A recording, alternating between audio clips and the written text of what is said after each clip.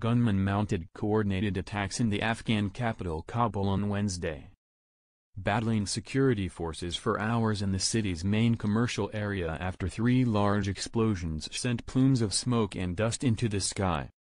At least 7 people were killed, including 2 police, and 17 were wounded in the incident, health officials said. It was the latest in a string of attacks that have caused hundreds of casualties in Kabul since the beginning of the year. There was a huge explosion, and that panicked everyone, said witness Kushal Khan, who was in the Sharina area of Kabul when the attacks happened.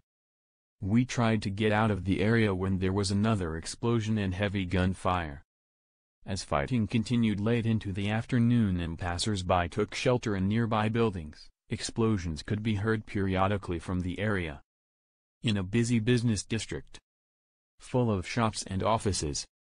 As evening fell, police spokesman Hashmat Stanikzai said special forces had killed the final gunman resisting and specialists were investigating the site. The Taliban's main spokesman, Zabihullah Mujahid, issued a statement claiming responsibility for the attack, which came around half an hour after an apparently separate incident in the west of the city. Shortly before the twin explosions in Sharina, a suicide bomber blew himself up near a police station in the western Kabul district of Dashti Barchi and gunmen followed up, fighting security forces for several hours. Part of the police station was burned down by the attackers who were throwing hand grenades. A would-be suicide bomber was also gunned down before he could reach his target nearby. Islamic State claimed responsibility for that attack, but many officials doubt the group, which has its stronghold in a remote eastern border region of Nangarhar province, has the capacity to mount such complex attacks. A senior Afghan security official said intelligence services believe the Haqqani Network, a militant group affiliated to the Taliban which has a long record of urban attacks, was the real organizer of the attack. High security Afghanistan's Western-backed government is fighting an intensifying war with both the Taliban and the Islamic State that has turned much of Kabul into a high-security zone of concrete blast walls and razor wire.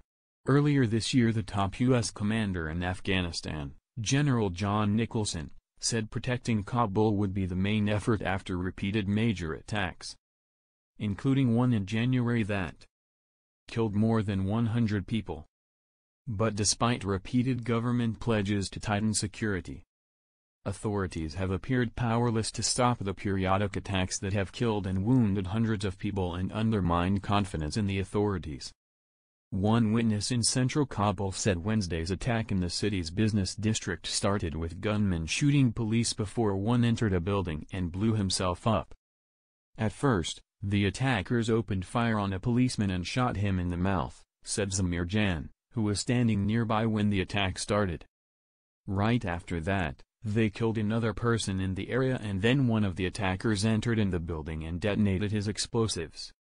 With preparations for elections now underway across much of the country, more attacks are expected on voter registration centers following a blast in one center last month in which 60 people lining up for identity cards were killed. At the same time, fighting has picked up across Afghanistan, following the start of the Taliban's annual spring offensive on April 25, with the insurgents seizing a district center in the northern province of Baghlan on Tuesday. On Wednesday, Interior Minister Wais Ahmad Barmak told reporters that security forces had gunned down 2 insurgents at one of the 2 clash sites. The attacks in Kabul and the renewed fighting have buried hopes expressed earlier this year that the Taliban may be open to peace negotiations following President Ashraf Ghani's offer in February of talks without preconditions.